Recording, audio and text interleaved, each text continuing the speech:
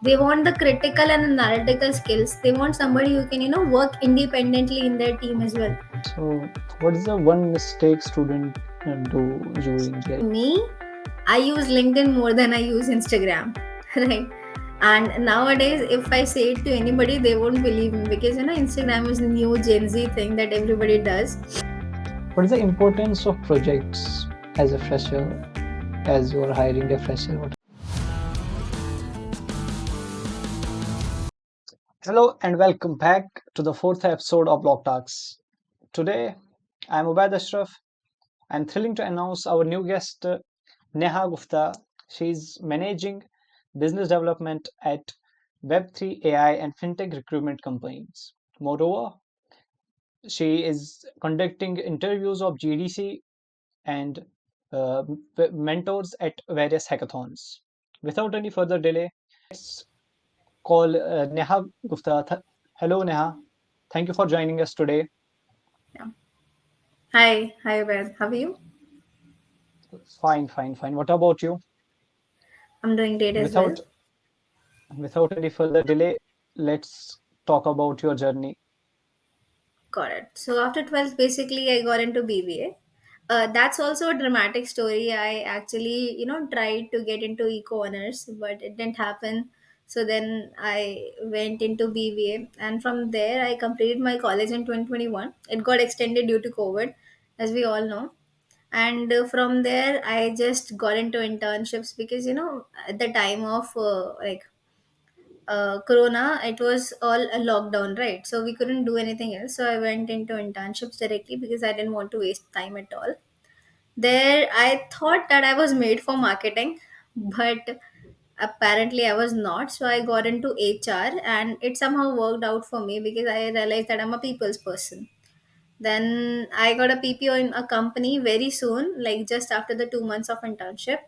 And from there, I worked there for like 8 months. It was a tech company for me. And the work got very monotonous for me for like after 8 months. So I thought, let's get into something new. So I got into Bajaj, by the way. And it didn't work out for me because they required some sort of background checks and degree, and I didn't had that because I was from the COVID batch, and apparently I didn't have the degree. So at the day of my joining, they told me that they cannot do this because my background check was not clear. So that was an issue. Now you realize I have a lot of like responsibilities attached to me, and I have no job at all, and I have left my previous job as well. So it was kind of a dramatic period for me, but thanks to LinkedIn, I was very much active on LinkedIn at that point of time. So my current like last CPO reached out to me, and we somehow worked it out, and I was that in that company for like 2 years as an HR. So I built the team from ground up itself because they were also starting from scratch. It was a startup as well.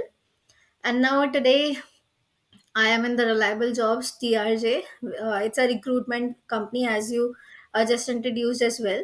And we help companies on like Web3s, Web2, AI, FinTech. We work them all. We work with all of them, build their dream teams that we call. So impressive. Yes. So tell me about your first internship as a college student. Everyone talks about our first internship. Let's start with the interview. How was your first interview? To be honest, my first interview was not authorized at all because there was some placement drive going on in my college, and me and my other friend was very much intrigued with that. I was like, okay, let's just try it. Zyada se zyada kya hoga? They'll reject us, right? So we just got into those interviews that were happening for BBA, like third years or MBA placements. So we just went into them, and we were second year students. And to be very honest, somehow we got the internship, and we were working there for like a month or two something. So my first earning was like 5,000 rupees, which was from like some sort of BD work which I didn't know about. But yes, it was my first interview, and it went very well, like very high from what we expected of ourselves. And yeah, it was amazing. And my first internship after my graduation, to be honest, it was very silly and we were doing nothing at all. We were just exploring things here and there, writing some scripts and all that. But yes, it gave us a lot of exposure as well to the corporate world. So tell me about your college life. Okay. What You happened in the wouldn't believe college? you wouldn't believe me if I'll tell you that I was an introvert. I am still now, but since I got into HR and since I got into BD as well, so I have to be people's person as I mentioned. So Yes. I realized that about myself when I did internships in HR. My friend circle was very limited, like limited to like two people in my college. Now you imagine having only two friends in your whole college life. Yeah, It is dramatic, and those two it friends is also I dramatic. made in my second year. Yeah, exactly. So it was very crazy for me and for my 3 years of college, but I knew that somehow it will work out, and it did. Nice. Yeah. So what's the difference you notice about the college life and cooperative life? Yeah, there is a lot of difference, but I feel that if you're very much active in your college life, active in communities, active in like with your teachers as well, then I think somehow you'll make it into the corporate world, because this is all we do in the offices as well. We talk on daily basis, and we use that corporate english that everybody does nowadays, circle back and all that.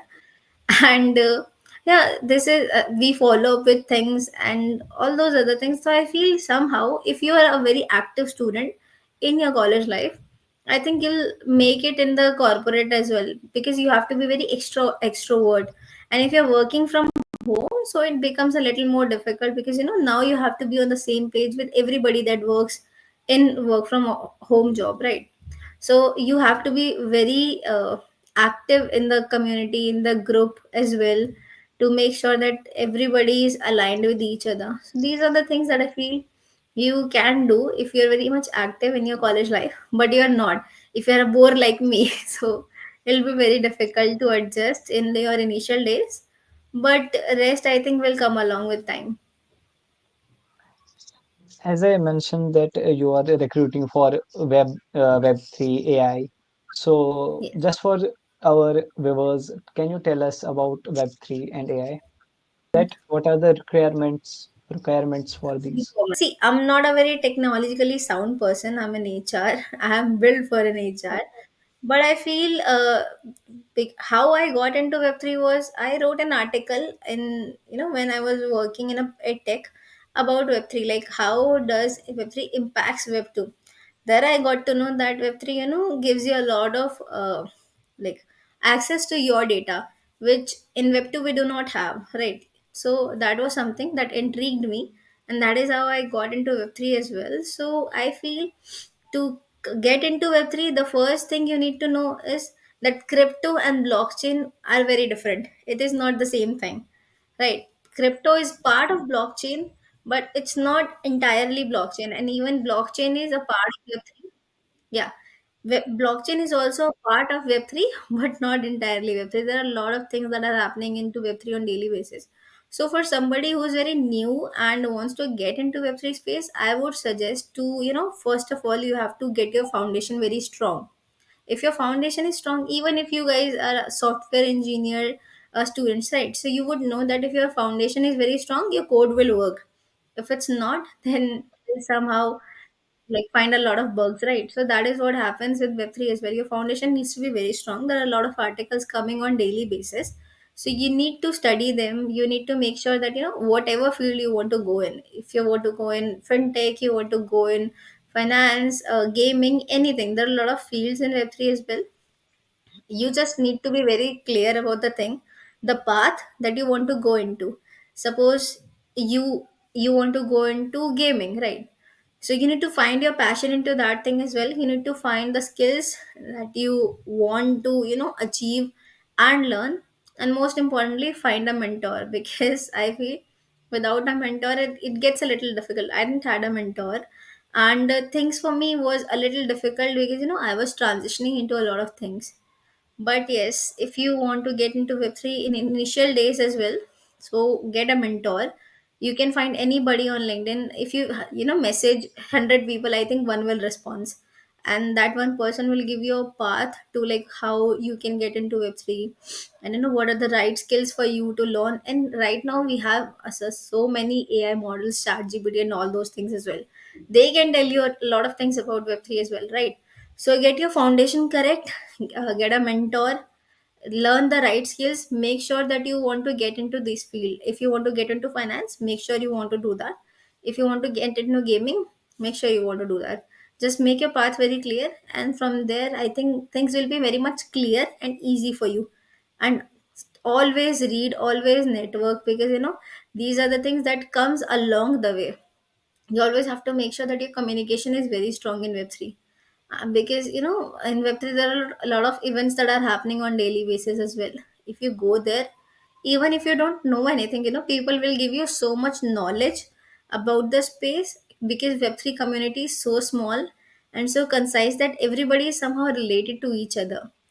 So if you go into those networking sessions, you will find so much value over there. So I think that is one tip that I would like to give to anybody who wants to get into Web3 space. There are, see, the skills can be learned, but the things you achieve with the learnings are very much important. So, what is the role of LinkedIn in your life? As you mentioned Yeah. various times, LinkedIn, LinkedIn. So, I thought, so what is the role of LinkedIn in your life? As you mentioned Yeah. various times, LinkedIn, LinkedIn. So, I thought, See, LinkedIn, I'd say for me, I use LinkedIn more than I use Instagram, right? And nowadays, if I say it to anybody, they won't believe me, because Instagram is new Gen Z thing that everybody does. But when I wake up in the morning, the first thing I open in my phone is LinkedIn. Why I do that? Because as I mentioned it as well, since the Bajaj time, LinkedIn became a very important part of my life. Whatever I used to do, whatever I used to achieve, wherever I used to go, I just made one thing clear to myself, that I want to be very authentic with whatever I post. Even if I post in a week, in a month, I want to depict what I'm doing, not what I'm just seeing here and there. And nowadays people try to get a lot of attention on LinkedIn as well, right? With just comment interested and all that, they try to get a lot of followership and viewership, which somehow will work for them maybe in the long run. But right now you wouldn't relate with anybody who is into something that you don't care about at all, right? If I'm an HR, you will relate with me because you want to get a job, right? And if somebody is BD or doing anything, maybe a marketing person, they will be very much interested with what companies are doing and what companies want to do, what kind of roles they have in their companies, right? So you need to post things that are very much relatable with your audience. So I think that is one thing that I do every time I post on LinkedIn. Even I post about a lot of games that I have conducted in my previous companies as well. This is just to create that, connection with my viewers, with my followers, because LinkedIn is very important. And if you do it right, you can get a lot of opportunities from there. so what is the role of LinkedIn in your life? As you mentioned Yeah. various times, LinkedIn, LinkedIn. So, I thought, LinkedIn, I'd say for me, I use LinkedIn more than I use Instagram, right? And nowadays, if I say it to anybody, they won't believe me, because Instagram is new Gen Z thing that everybody does. But when I wake up in the morning, the first thing I open in my phone is LinkedIn. Why I do that? Because as I mentioned it as well, since the Bajaj time, LinkedIn became a very important part of my life. Whatever I used to do, whatever I used to achieve, wherever I used to go, I just made one thing clear to myself, that I want to be very authentic with whatever I post. Even if I post in a week, in a month, I want to depict what I'm doing, not what I'm just seeing here and there. And nowadays people try to get a lot of attention on LinkedIn as well, right? With just comment interested and all that, they try to get a lot of followership and viewership, which somehow will work for them maybe in the long run. But right now you wouldn't relate with anybody who is into something that you don't care about at all, right? If I'm an HR, you will relate with me because you want to get a job, right? And if somebody is BD or doing anything, maybe a marketing person, they will be very much interested with what companies are doing and what companies want to do, what kind of roles they have in their companies, right? So you need to post things that are very much relatable with your audience. So I think that is one thing that I do every time I post on LinkedIn. Even I post about a lot of games that I have conducted in my previous companies as well.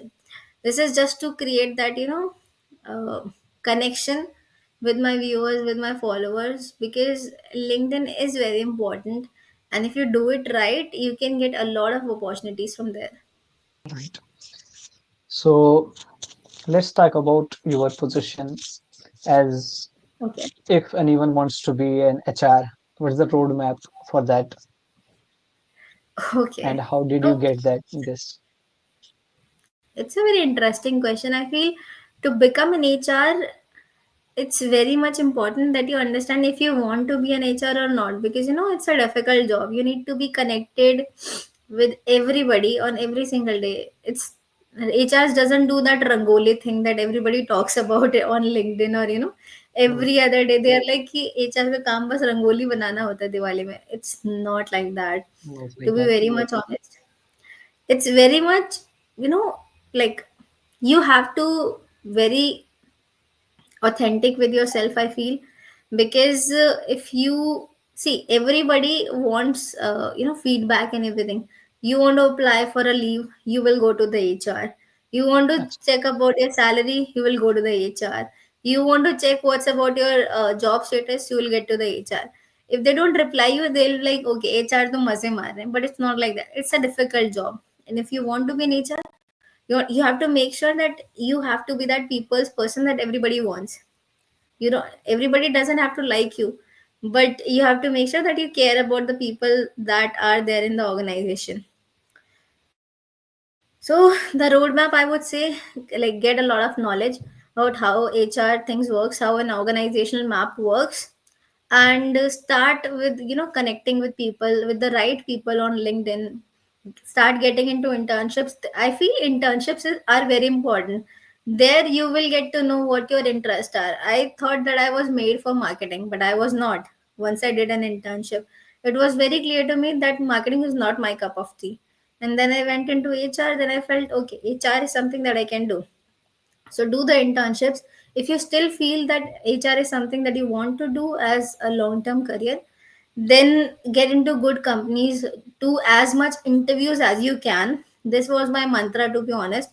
I just went into interviews without thinking anything, because even if they reject me, I'll get the exposure, right? I'll get to know what kind of questions they ask me, and from there I build up my question line as well, that what I asked to the people in an interview as well.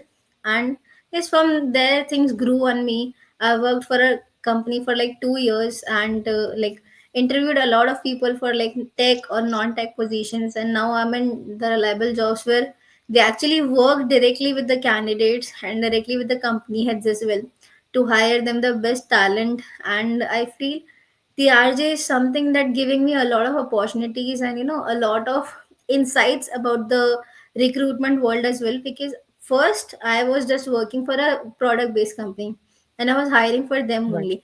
But here they are hiring for like so many other companies, like you count web 2, web 3, fintech, AI, everything is there, right?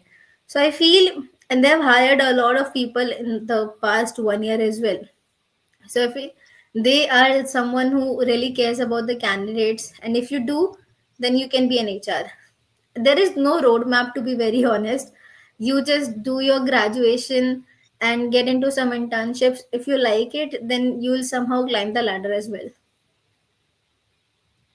Right. Yeah. So, as an HR, what the things did you uh, get from, or we can say, did you see in a student for a particular job role? Yeah. See, I have hired a lot of interns as well for my past company. The one thing that we always made sure that that person is hungry for learning, because there were a lot of, see, I was hiring for a full stack intern, and to be very honest, the position was very tricky for me even from the full time role, because there I found a lot of students who were into full stack but they couldn't code at all when it was time for coding rounds. So it was very difficult. You just don't have to be very good with your learnings. You have to be a very practical person as well. You have to make sure that when you get into a coding round, because there will be coding rounds for you, right? You have to make sure that your DSA are very strong, that your communication skills are very strong. One thing I learned about, and there was a movie called OMG as well, where Akshay Kumar Yes, said that right. you need to know how to sell yourself, right? So whatever position you're going for, even if you're a VP of the company, you need to make sure how to sell things to other people. There is a meme as well, like, sell me this pen. If you can do Tell that, me this you one. can do anything, right? So this is something that if you can do it, you'll easily make it into this world.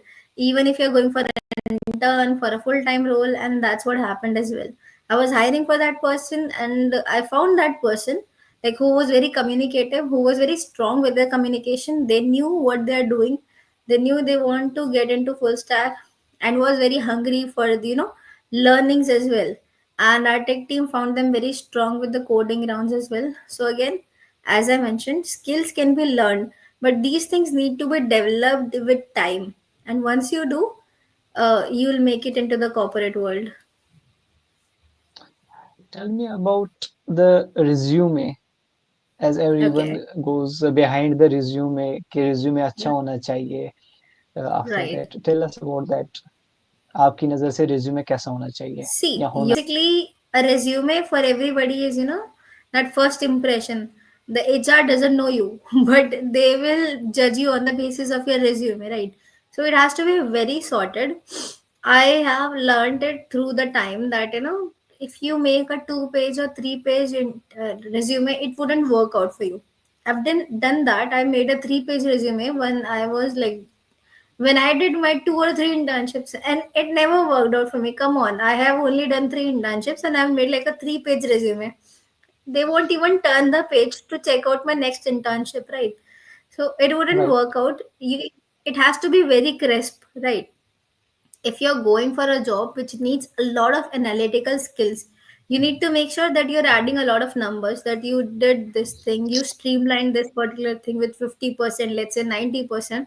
So these numbers work out a lot for you. They will get to know what exactly you have given to the company, how much exactly you have, built the things, or reduce the time. Maybe you can, if you're working as a full stack developer, you can make sure that you like streamline the loading time from 10 seconds to 3 seconds. That's a big achievement, right? So these are Big the things achievement. that can be Right. added into a resume as well. You can add your skill sets over there if you have done some sort of extracurricular activities, or maybe you have gotten some sort of certifications as well. You can add those things as well. There is also one thing going on right now these days: ATS. So to be ATS. honest, Right. ATS, exactly. So ATS is nothing. It's okay. I can use that word. I think it's bullshit. It only works out when you're going for multinational companies, right? Because they use ATS because they get like pile of resumes to sort through. So these are the companies that uses ATS. So I think in for those companies specifically, you can connect with anybody from those companies and make sure that what resume template worked out for them, and you can ask for the template, and somehow you can create those, uh, create your resume just like that. But if you're going for a Web3 company, ATS doesn't work here. They will be checking your resume from starting line till the end, and they'll get to know exactly what you did in your last company, and how do you see yourself, like, like, say, in the next role. So this is very important for you, that your resume depicts that. Your resume depicts the values that you have added to the companies that you have worked for in the past. It will always show that if you're hungry for the, knowledge or not. Like the certification does that. If you're still reading and, learning new things, it will definitely add a Right. pointer over there. Then your skill sets as well. Your skill set, if it's mentioned there crisp and clear, they will know these are the skills that you have worked with, and you can add those into the responsibility summaries as well. So it will work out. So yes, you can follow the ATS for if you are going for a multinational company, but for a startup or for like in a Web3 company, I think you need to be very crisp and very clear with what you want to add in your resume, and don't forget the numbers. It does add a lot of value. So nowadays, everyone talks about the recession. What is your opinion on that? Recession. Okay, so I think a recession is a economic thing, and I do not have much knowledge about it. But the recession started from, I guess, USA, right? So there was a lot of recession going on even after, I guess, COVID as well. Things got very expensive because the production was very much delayed. The recession is a basic thing. If you don't get the production much, things will get costly, and there comes the recession. So that is what happens, and it started from USA, and it's somehow reaching into the Indian economy as well. So I feel there is Is sorry for interrupting. Is there is any impact on the job hiring?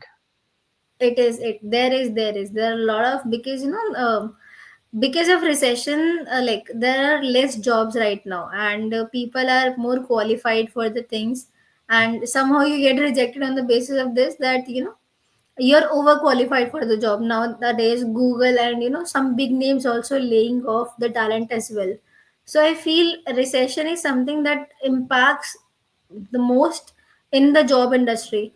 But if you're, even if you have the strong CV and you're working for a company for like say 10 years or 12 years, they will still somehow lay you off. So there is no conclusion or no safety net for that. But you can always make sure that you're continuously like interviewing for the jobs in the market. That is the only way you can save yourself. That's just my perspective, that you should always give at least a one interview in a year, even if you are very sorted with the company that you're working with, and you're very much liking it there. But if you give that one interview in a year, you will get to know that how much value you are getting from your current company, what is Well, more for to learn for you, and you will know your worth as well, right? What exactly you will be worth if you just right now switch to another company. So just start doing that one interview in a year, and I think it will solve a lot of laying off problems. If they would have done that, they would have gotten the next job like in a minute, right? So that is one thing that I would suggest, and maybe it will somehow work out for you in the long run as well. so what is the one mistake student do during their interviews?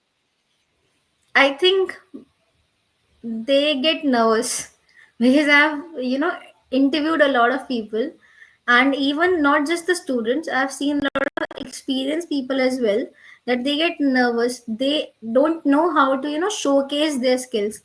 And I just mentioned this thing earlier as well, that you need to know how to sell yourself. The person who wouldn't know anything, but they're very communicative and they're very sorted, they have those critical and analytical skills that company wants. Because nowadays company doesn't want somebody who, okay, they know React JS correct, they know full stack correct, everything, and they go for the interview. No, companies doesn't qualify for the interviews like that. They want the critical and analytical skills. They want somebody who can work independently in their team as well. They don't want to do the hand holding for you guys. So you need to make sure that that all comes into the interview as well. If your interviewer understands that this person doesn't need the hand holding, that does the basic things work for you, and you will be very much ready in like 1 or 2 weeks, there'll be there is most likely a chance to get you qualified for the next round. Because if you can sell yourself, they will understand that and they'll send you the next rounds. But if you're nervous, you are not even able to tell them the things that you already know, and the kind of projects you have worked with, and the kind of teams you have worked with. Maybe you have led a team as well, and grow there over like grow over there exponentially as well. So I think that is one thing that I would suggest. Just be very authentic with what you have done. Be very authentic with your communication skills, and you will get selected in the interviews for sure. If, at least I will select them for sure if they can do that. So, what is the importance of projects as a fresher, as you are hiring a fresher? What are the importance of projects? I think projects are very much important because that is the only experience you have, right? As a fresher, if you have done a lot of projects, it showcases that you are a very curious person, and you're a person who likes to do things out of the box, and you likes to find bugs and solve the problems. They will understand those skills, and I guess it will somehow add the points as well to your interview, because if you haven't done any projects, how will they judge you? On the basis of what exactly? Communication skills are not the only things that they will be judging you upon. They need some sort of proofs, okay, that you know these skills, and that will only come to you if you do projects. At least you will get to know what's your worth, right? Yeah.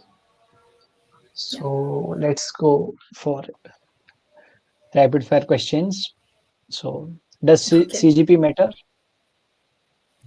It does if you are going for a Web 2 company, like a multinational company. Does college matters?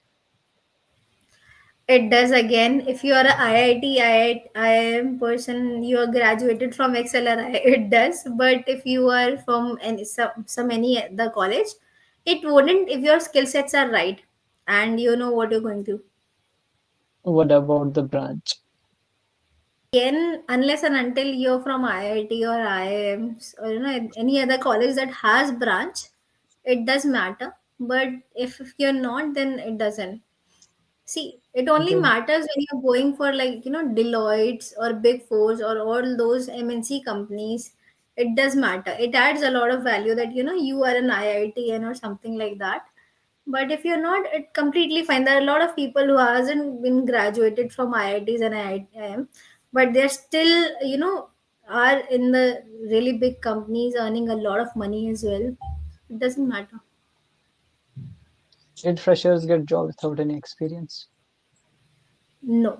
Until unless you're very curious about the projects. Okay. So, as I already mentioned that you have mentored a lot of hackathons. So, tell us about what is the one thing that separates winners from others, those who win the hackathons? I couldn't get your question. Can you repeat, please? Yes, I am saying that what is the one thing that Mhm. winners do? Let's I repeat, वो एक कौन सी ऐसी एक चीज है जो winners करते हैं और जो रेस्ट है वो नहीं करते, वो चीज जिसकी वजह से जो विनर्स है वो हैकाथॉन जीतते हैं. See, I've only mentored in like 3, 4 hackathons by now. But once I mentor a team, I always make sure that I ask these 5 questions. Are there any competitors for the project they are building?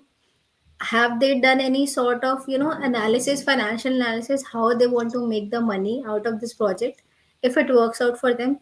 And then, like, what's exactly your model? What's the business model? Do you think there are some people who are already doing it or not?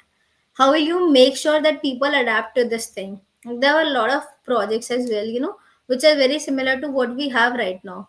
So I just wanted to ask, like, do you think people will go for it? Because Indian community is very rigid with the things that they're working Mm. using. If I use Colgate right now, I only use Colgate for rest of my life. It somehow comes to me and say, okay, Patanjali ka dant kanti is very nice, I wouldn't go for it, right? Because changes are something that Indian people don't do usually. So this is something that you need to ask, whether you are in a hackathon or whether you're in a company or anything. So these are the things that I always focus upon, that these 4 points are very clear for any student who is going into hackathons, and they can answer that, they are surely very much ready to go into the next step. And in the last step, the only things comes out at how they present themselves. And if the judges ask the questions, are they able to answer it or not? Whatever have they thought out of the box for this thing or not? Have they thought of all the solutions or all the complications that can be created in a project or not? If they have done it, I think they're the winners for me.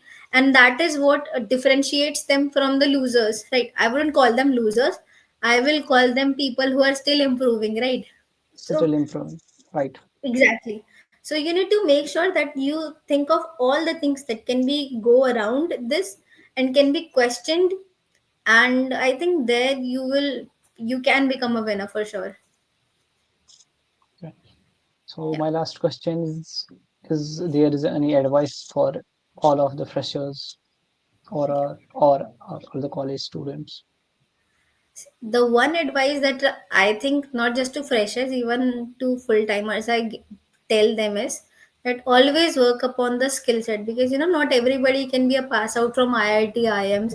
They somehow get the 100% placement. I don't know how, but they do, right? So not everybody can be a pass out from there, but doesn't matter what your college is. If you work upon the skill set, if your foundation for anything is very strong, suppose if you want to get into blockchain or web3, AI, anything, you need to make sure that you're very active in the community itself, connect with the like-minded people that can add a lot of value in your life, from corporate perspective, from personal perspective, or anything. And skill sets is something that companies will always value over your degree, over your CGPA. If you can perform the task that they want you to do, I think college degree won't matter, right? So this is one thing that I would suggest to anybody. And be over communicative with what you have done. Be over, like, you know achiever as well. Like, if you can't be overachiever, it's completely fine, but always make sure that you have a mentor to guide you through things. Even if you make some mistakes, it's completely fine, until and unless you want to achieve something and you want to learn. Nothing would matter here. Thank you, Great. Neha, for joining us today. Thank you so much So for for having me. Yeah. so for the more episodes, please subscribe and press the bell icon. Thank you so much.